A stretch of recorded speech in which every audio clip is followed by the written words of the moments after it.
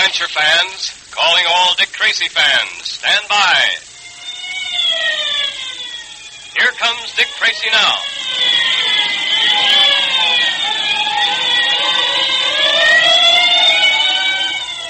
This electrically transcribed series of thrilling Dick Tracy adventures is brought to you by Quaker Puffed Wheat and Quaker Puffed Rice. Those two different delicious cereals that give you trigger-fast energy because they're shot from guns.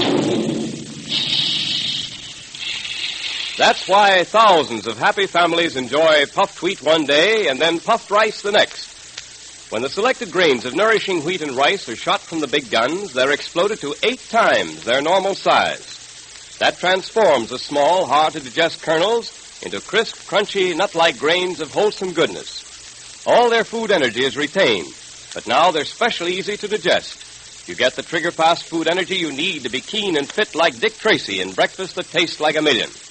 Make breakfast more fun for the whole family.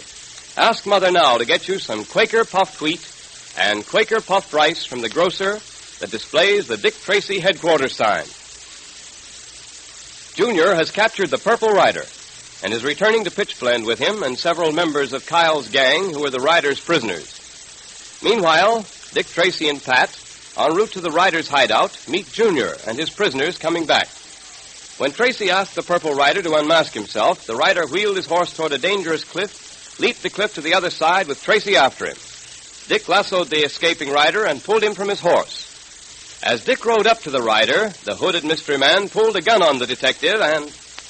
I warn you, Rider, don't shoot. And I warn you, Tracy, not to interfere with me. You didn't heed that warning. All right, I've got you covered now, and I'm not wasting time. The gun backfired. Well, your hood saved you from a bad wound, I imagine. Here, let's get that hood off you and see what damage has been done. There. Old Man Weir. So you're the Purple Rider. That's right, Tracy. Now you know. That gun gave you some bad burns when it backfired. Well, tell me, why did you attempt all this? Someone had to do it. None of those miners down in Pitchblende dared put up a fight, and I was as cowardly as the rest until Kyle's men beat me up the way they did. After that, I swore I'd get Kyle, and I would have. If it hadn't been for you. Well, a lucky thing I did stop you. Or you might have been wanted for murder this time, Weir. Well, that wouldn't have bothered me. I had to get Kyle out of the way. That's my job. A job I intend to do lawfully. So you're the Purple Rider, huh? Old Man Weir. I didn't think you'd really pull the trigger of that gun. If it hadn't backfired, I'm afraid I wouldn't be here now. I shouldn't have done it. I was crazy, I guess. All I knew at the moment was I had to get away. I couldn't let you take me. Well, you got me now. Yes, and I think we better get you down to Pitchblende as quickly as possible. You'll need first aid for those burns. I'll say this, whether you believe it or not. If I had hurt you, and if that gun hadn't backfired, I would never have forgiven myself. Oh, Dick! Dick! Everything all right? Yes, Pat. Look here. Meet me at the base of this cliff. You stay on your side, and I'll stay over here until we get to the bottom. No sense risking our necks trying to cross again. Okay. See you down below.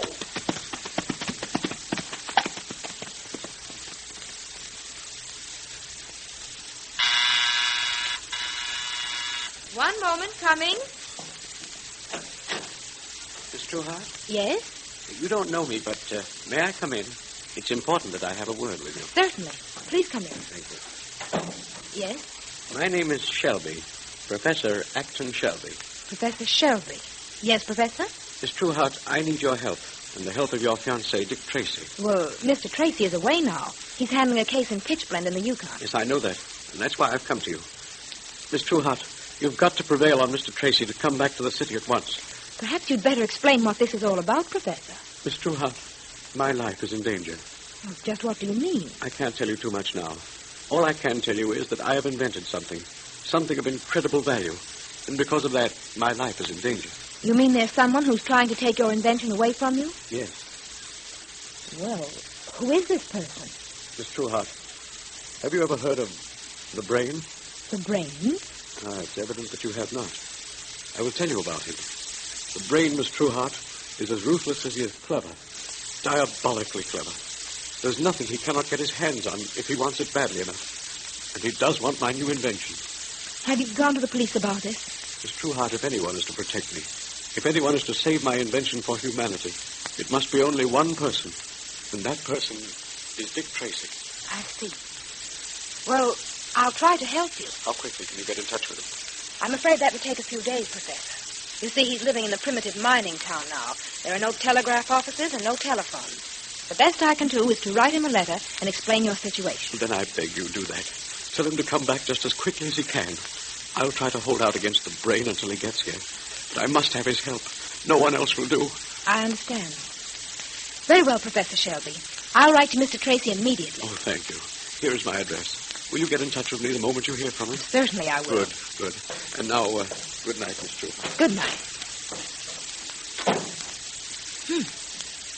I'd better write to Dick at once. And I think perhaps I'd better write in code.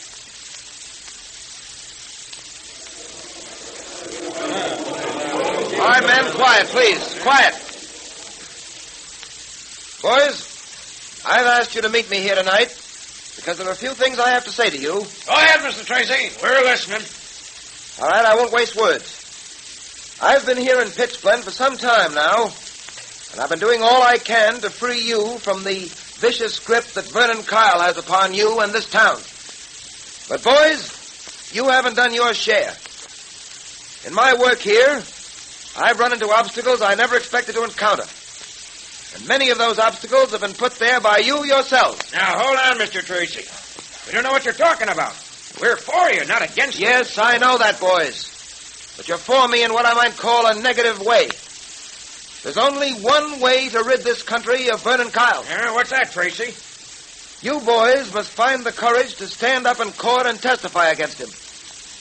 Kyle has threatened and terrorized you into signing away over 50% of your claims. Those who have offered resistance have been beaten. Several have been killed. And still, we haven't the evidence to convict Kyle. All because you boys here, who can supply that evidence, are afraid to appear in a court of law and tell what you know. Now, I don't like to say this, but to put it bluntly, boys, I think it's because you're afraid. You're right. We are afraid. Sure we are. All right, then. How long is this going to go on? I'm here to help you, to organize ways and means of putting Kyle where he belongs. And make no mistake about it, it can be done. Well, maybe it can, and maybe it can't. I'm afraid you're barking up the wrong tree, Tracy. We've learned our lesson. Say, Dick, do you think it'd be all right if I said something to these men? Certainly, Junior. Man, just a minute. My Ward Junior has something he wants to say to you. Well, gee, fellas, it may sound foolish and all, but I just want to tell you what I've been thinking about. Back in the States, I've read about the men of the Yukon. What fearless, courageous fellas they were. Well, gee, I thought they really were something, and, well, I still think they are really something. But, well, they can't all be afraid of just one man. They can't now, can they? It's not just one man. It's a mob. The whole gang. Men, do you realize that this boy here is the one who captured the Purple Rider and 4 of Kyle's gang? Having the odds against him didn't worry him. And the odds really aren't against you, if you'll just make up your minds to fight. Captured the Purple Rider. We'll see. Oh, what I did has got nothing to do with it. Yes, it has to. Boys, he kept that rider at bay with nothing but a broken stirrup. Now, we ain't going to let no kid be braver than we are we? Now, that's the way to talk. No one on earth can lick an old sourdough of the Yukon once he makes up his mind to fight. Here, you tell him, Tracy. Yeah, we've let Kyle get away with murder, but it's got to stop. We'll show the kid. Let's get Kyle for Junior, fellas. Come on. Let's go down and get Kyle right now. Let's drag him out of that Morning Star Hotel of his and string him up. No. Wait a minute, boys. Wait a minute. That's not the way to do it. Mob violence isn't the answer. What is the answer? Go into court and testify. Swear that Kyle terrorized and threatened you. Will you do that? You bet we will. Good. I'll go down right now and get Kyle myself. Come along, Pat. Right with you, Dick. What about me, Dick? You wait here, Junior. If I'm not back in half an hour, you get the mounties together. I'll need them. Right. And good work, Junior. You certainly inspired them to act. That was a fine speech. Speech? Did I make a speech? Gee. All right, Pat. Let's get going. Right.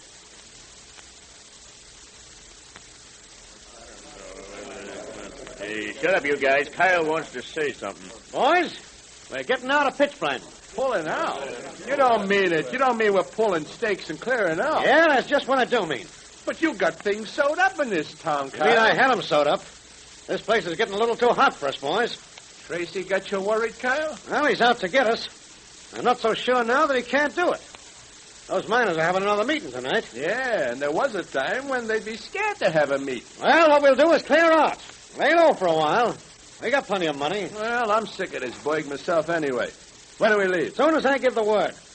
There are a couple of things I want to clear up before we do leave. What kind of thing? Well, for one thing, there's the bank. What about the bank? That's where the miners keep all their money, ain't it? There's a good $50,000 or $60,000 waiting in that bank for the first taker. Yeah, and we're going to take it. You mean a stick-up? I mean a stick-up. We're going to do that tomorrow night. Now, there's one other thing. Yeah? Tracy. I'm going to get Tracy about the last thing I do. He's been the cause of all this trouble. He's the guy that forced me out of Pitchblende. Nobody does that to Vern Kyle and get away with it. Hello, boss. I got something for you. Yeah, what is it, Chuck? I was just down at the post office getting the mail, and I happened to see this letter addressed to Tracy. Oh. I slipped it in my pocket when the postmaster wasn't looking. Yeah. A letter, huh? Return address, Tess Trueheart, 19 Grove Street. Yeah. Say, maybe we better have a look at this. What will happen now?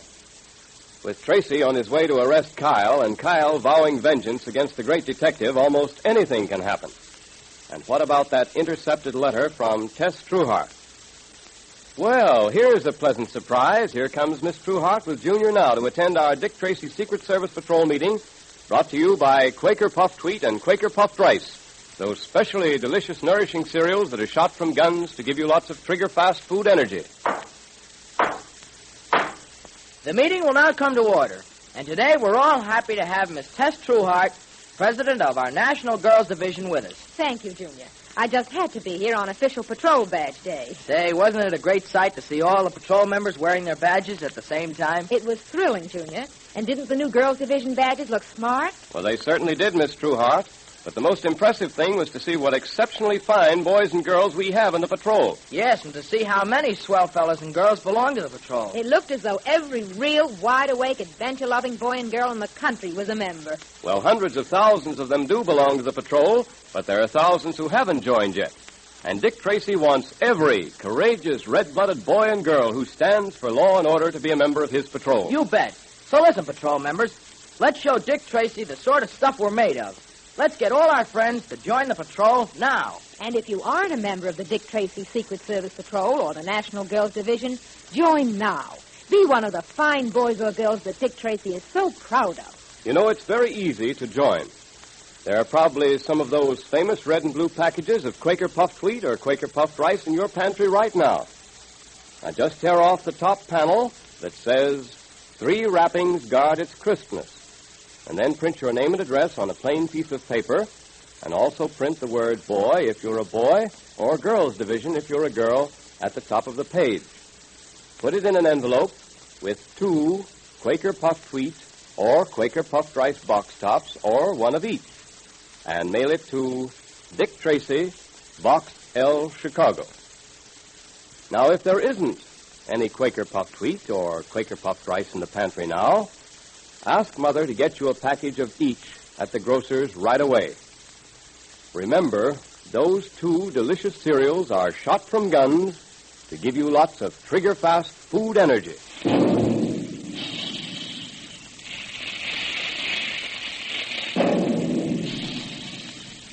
Calling all adventure fans, calling all Dick Tracy fans. Stand by for another exciting electrically transcribed Dick Tracy adventure tomorrow at the same time. There goes Dick Tracy now. That is all.